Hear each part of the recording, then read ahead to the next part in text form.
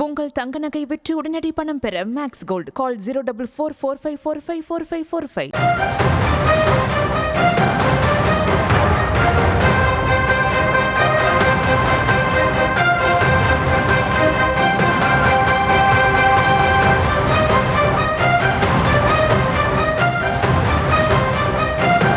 பாமக நிறுவனர் ராமதாஸ் தரப்பினர் உயர்நீதிமன்றத்தை அணுக இருப்பதாக தகவல் கிடைக்கப்பட்டிருக்கிறது. கட்சி பெயர் கொடியை அன்புமணி பயன்படுத்த தடை கோரி உயர்நீதிமன்றத்தை அணுக இருப்பதாக அண்மை செய்தியை பார்த்து கொண்டிருக்கிறோம். விவரங்களை செய்தியாளர் கலிப்துல்லா வழங்கலாம் கேட்கலாம். கலிப்துல்லா, ராமதாஸ் தரப்பினர் என்னென்ன விஷயங்களை முன்வைத்து உயர்நீதிமன்றத்தை அணுக இருக்கிறாங்க? அவர்கள் தரப்புல என்னென்ன விஷயங்கள் சொல்லப்படுது?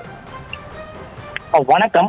பாட்டாளி மக்கள் கட்சி நிறுவனர் டாக்டர் ராமதாஸ் மற்றும் பாட்டாளி மக்கள் கட்சியின் தலைவர் அன்புமணி ராமதாஸ் ஆகியோரிடையே கருத்து மோதல்கள் அதிகமாக இருவரும் தங்களது ஆதரவாளர்களை வைத்து தனித்தனியாக கூட்டங்களை நடத்தி வருவதோடு புதிய நிர்வாகிகளையும் தேர்ந்தெடுத்து வருகின்றனர். இந்த நிலையில் பாட்டாளி மக்கள் கட்சி நிறுவனர் டாக்டர் ராமதாஸ் வசித்து வரும் தைலாபுரம் தோட்டத்தில் உள்ள அவரது இல்லத்தில் அவரது அமரும் இடங்களில் வெளிநாட்டிலிருந்து வரவழைக்கப்பட்ட விலை உயர்ந்த ஒட்டி கேட்கும் கருவியை வைக்கப்பட்டிருந்த நிலையில் அது கண்டுபிடிக்கப்பட்டு அது குறித்து காவல் நிலையத்தில் தற்போது வரை விசாரணை மேற்கொண்டு வருகின்றனர்.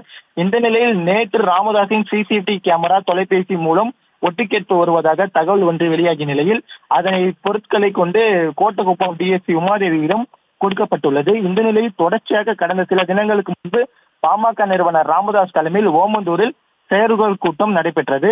அதனைத் தொடர்ந்து பாமக தலைவர் அன்புமணி ராமதாஸ் தொடர்ச்சியாக அவங்களோட ஆதரவாளர்களை வைத்து பல்வேறு கூட்டங்களை நடத்தி வருகிறார்.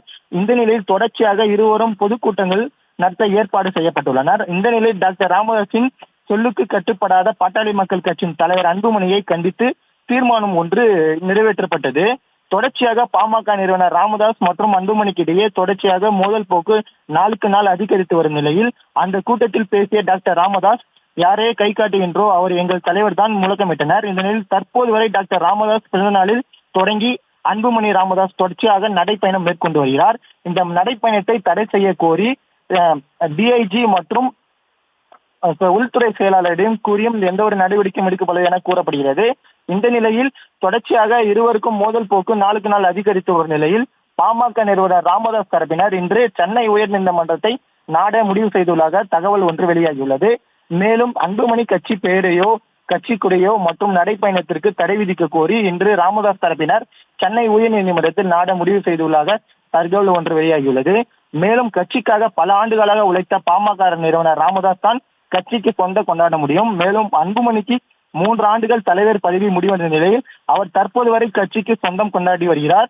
மேலும் பாமக நிறுவனர் ராமதாஸ் ஒப்புதலின்றி பல்வேறு கூட்டங்களை அன்புமணி நடத்தி வருவதாக மேலும் பொதுக்குழுவை தடை செய்ய கோரியும் இன்று சென்னை உயர்நீதிமன்றத்தை ராமதாஸ் தரப்பினர் நாட முடிவு செய்துள்ளதாக தகவல் ஒன்றை வெளியாகியுள்ளது.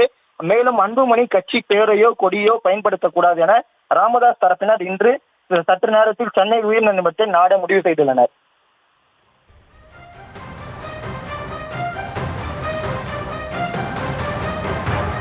தற்போதைய விவரங்களுக்கு நன்றி கலிப்துல்லா. உங்கள் தங்க நகை விற்று உடனடி பணம் பெற மேக்ஸ் கோல்ட் கால் 04445454545.